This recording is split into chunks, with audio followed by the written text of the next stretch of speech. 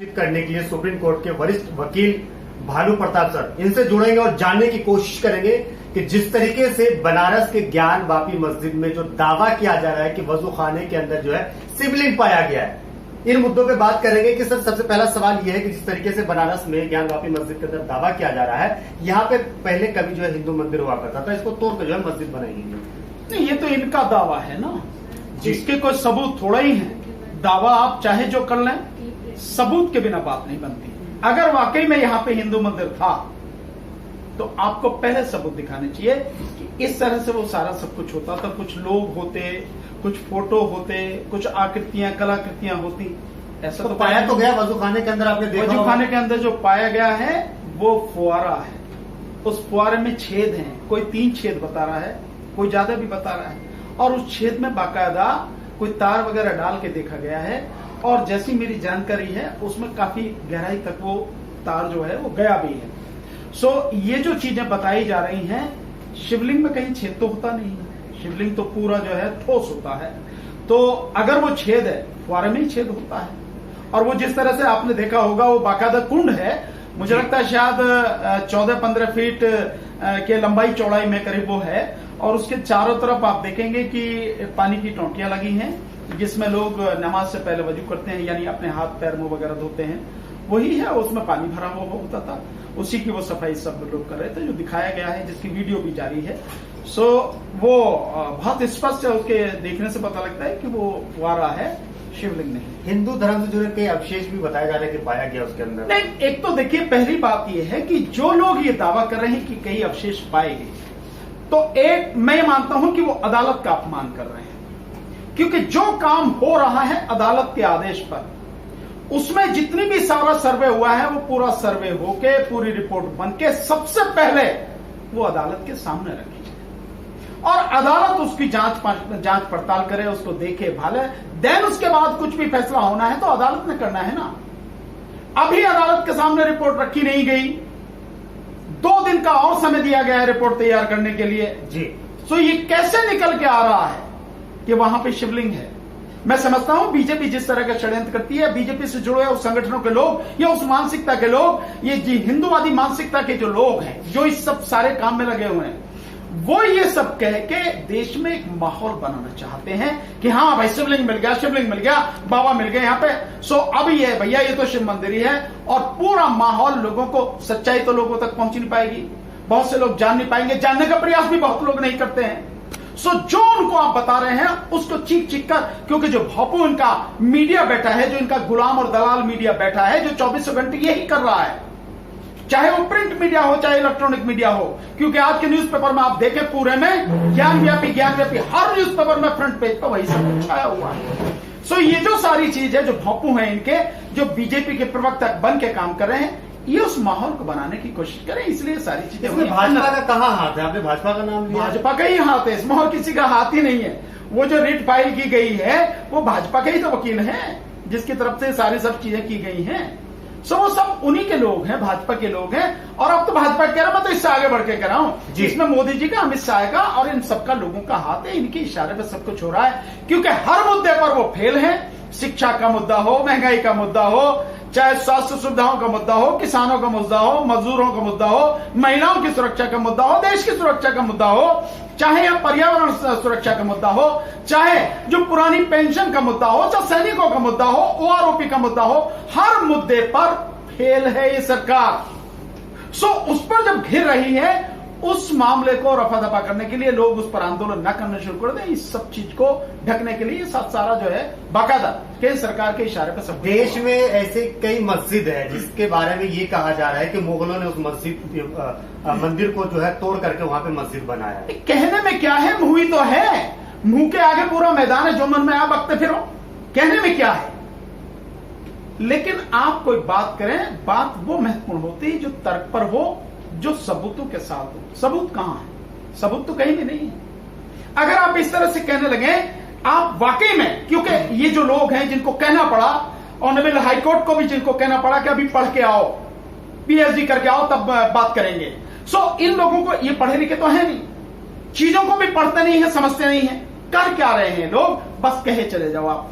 अगर आप देखेंगे इस देश में जितना भी ऐतिहासिक बिल्डिंगें हैं, चाहे वो हिंदू लोगों ने बनवाई हो, हिंदू शासकों द्वारा हो, चाहे वो मुस्लिम शासकों द्वारा हो, अगर उनको देखें, एक ऐसा है आपको मिलेगा, कुछ निशान वो हिंदू मंदिरों पर भी मिलेंगे और वो आपको मुस्लिम मस्जिदों पर भी मिलेंगे। आप जाके देखिए, कहीं भी बहुत सी जगह है ऐसे, आप देखिए, और वो चिन्ह क्या है, जैसे घंटी का निशान है जी, वो आपको मिलेगा, वो हर जगह मिलेगा आपको। जो मुस्लिम द्वारा बनाई भी गई इमारतें हैं उन पर भी मिलेगा। एक कमल का जो फूल है उसका उल्टा रूप वो कई जगह मिलेगा आपको, मुस्लिम इमारतों पर भी मिलेगा, हिंदू इमारतों पर भी मिलेगा।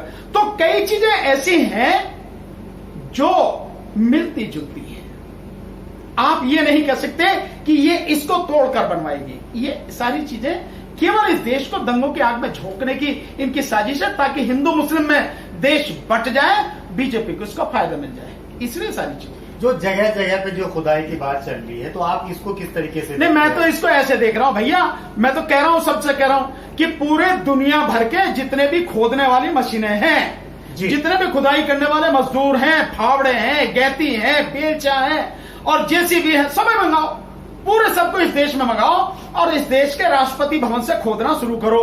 और पहले पूरी दिल्ली को खोदो, वहां से खोदते हुआ पहले सेंट्रल विस्टा खोदो, हो सकता है उसके भी नीचे 500 फीट नीचे कुछ हो, शिवलिंग गड़ा पड़ा हो, सो वहां फिर सेंट्रल विस्टा क्यों बनेगा, वहां पे मंदिर बनाओ। सो ये जो है उनकी खुदाई वहां से शुरू करो और खोदते हुए पहले पूरी दिल्ली को खोदो, फिर इसके बाद में दिल्ली को खोदते हुए पूरे उत्तर प्रदेश को खोदो और पूरे देश को खोद खाद के जहां जहां पे जो मिले वहीं पे वो सब बना के छुट्टी करो।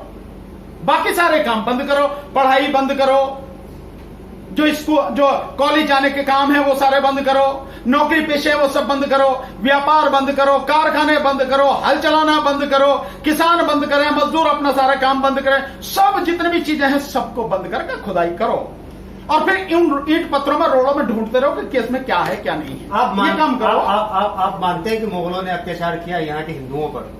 किसी ने किसी पर अत्याचार नहीं किया। अगर अत्याचार करने वाली बात है तो इस देश में, मैं कह रहा हूं, इस देश में जितना अत्याचार ब्राह्मणवादी व्यवस्था ने किया है इसी देश के लोगों पर, इतना अत्याचार किसी ने नहीं किया।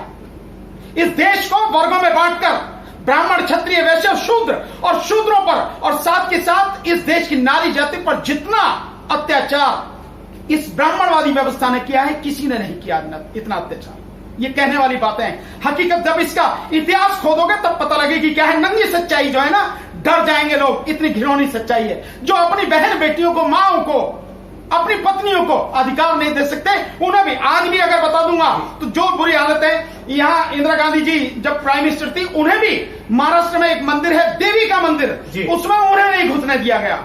शायद अब से 10-12 साल पहले ही एक शायद कानून बनाया कोर्ट के आदेश पे महिलाओं की एंट्री हुई। अभी भी ऐसे मतलब इस देश में ऐसे मंदिर हैं जहां पर महिलाओं की एंट्री नहीं। किसकी बात कर रहे हो यार? इस देश में इतना अत्याचार किसी ने नहीं किया जितना उन्होंने किया। इंसान की जिंदगी को नरक से भी बदतर बना के रख दिया उन्होंने। आदमी की परछाई से डरता हो, आदमी निकलता हो तो वो निकलने वाले आदमी को आदेश था जब चलेगा तो गले में हांडी लटकी होगी, थूकेगा तो उसी में, और यहाँ पीछे जो पीठ के पीछे झाड़ू बंदी होगी कि कदमों के निशान भी बिटते चले आए। और अगर उस पे शूद्र के चलने वाले पैर पे अगर किसी ब्राह्मण का पैर पड़ गया तो वो अपवित्र हो जाएगा। किसकी बात करो? जितना अन्याय उन्होंने किया है इतना किसी ने क्या लगता है फिर वही व्यवस्था दोबारा दोहराने वाला है? किसी भी हालत में नहीं हो सकती यार आने वाला दोहराना। ये कोई प्राचीन भारत नहीं है, ये वर्तमान भारत है। अगर किसी ने कोशिश भी की मिटा कर रख दिया जाएगा। किसकी बात कर रहे हो यार? ये भी कहा जा रहा है कि कई जो है बौद्ध मंदिर को जो है हिंदू मंदिर में कन्वर्ट किया गया। ये तो सच्चाई है, एक आरोप लग रहा है। ये तो सच्चाई। मैं कह रहा हूं अयोध्या को खुदवा लो ना, पहले अयोध्या की खुदाई भी हुई है ना। पहले आर्कियोलॉजिकल सर्वे ऑफ इंडिया की रिपोर्ट है बाकायदा 600 पेज की, जो सुप्रीम कोर्ट में भी फाइल की गई। और जो अयोध्या का मसला था उस दौरान जो बौद्ध समाज के लोग थे उन्होंने पार्टी उसमें बनने के लिए कहा, लेकिन उनको पार्टी ना बना, पार्टी वो बने हुए थे, लेकिन जिस समय फैसला दिया उनको उससे हटा दिया कि वो पार्टी नहीं है और डिसाइड कर दिया। नहीं तो जो आर्कियोलॉजिकल सर्वे ऑफ इंडिया जो है जिसके अंदर में सारी चीजें होती है, खुदाई होती है, उसकी रिपोर्ट को देखें तो पता लग जाती है। तो वहां बौद्ध ही वो है, सारे स्मारक जितनी भी चीजें हैं वहां पे बौद्धों के ही अवशेष मिले हैं, क्योंकि वो अयोध्या जो थी वो साकेत नगरी थी, बौद्ध नगरी थी, मौर्य साम्राज्य की कहा कि राजनगरी। हमें मालूम है इतिहास, हमें मालूम है इतिहास क्या है। जिन्हें अनपढ़ है, जिन्हें कुछ पता नहीं हो, जो मन में आए कह दो। अच्छा, ये आखिरी सवाल आपसे लेना चाहेंगे कि अगर हम बौद्ध धर्म पे आए तो एक वक्त था कि पूरे देश के अंदर फैला हुआ था, अब धीरे धीरे जो है सिमटता चला गया, तो मैं उसका बहुत बड़ा कारण रहा ना। जी। देखिए, इस समय जो मौर्य सम्राट के समय में अगर आप देखें तो 10वें मौर्य सम्राट बृहद्रथ जो थे, उनकी हत्या की पुष्यमित्र शुंग जो उनका सेनापति था, उसके बाद उसने जो है कब्जे में ले लिया, वो ब्राह्मण था। और फिर उसके बाद में उसने एक घोषणा की, आप उसकी घोषणा इतिहास में पढ़िए, उसने ये बाकायदा घोषणा की कि जो भी एक बौद्ध भिक्षु का सर लेकर आएगा उसको 100 वो कार्षापण सोने का सिक्का था, 100 सोने के सिक्के दिए जाएंगे। ये तो इतिहास में लिखा है, इसको पढ़ के देखो, पता लग जाएंगे जिस तरह से उनका नरसंहार किया गया। अच्छा, आपका दिल क्या कह रहा है? दिल की बात छोड़िए, आपका दिल क्या कह रहा है कि जो दिल की खाने में जो शिवलिंग आकार का जो मिला है वो फव्वारा है या शिवलिंग है? बेकार की बात न करो यार, जो सच है, दिल विल की बात छोड़ो, यहाँ दिल की बात नहीं है, दिमाग की जो सच सामने है, जो फैक्ट आ रहे हैं सामने, जो साक्ष्य आ रहे हैं, एविडेंस आ रही है, उस पर फैसला होता, दिल और दिमाग की बात। चलिए, धन्यवाद। तो हमारे साथ जुड़े हुए थे भानु प्रताप सर। आपको क्या लगता है इस वीडियो के कमेंट सेक्शन में जाइए, कमेंट करके जरूर बताइए। वीडियो आपको अच्छा लगा तो इसे लाइक और शेयर जरूर कर दीजिएगा।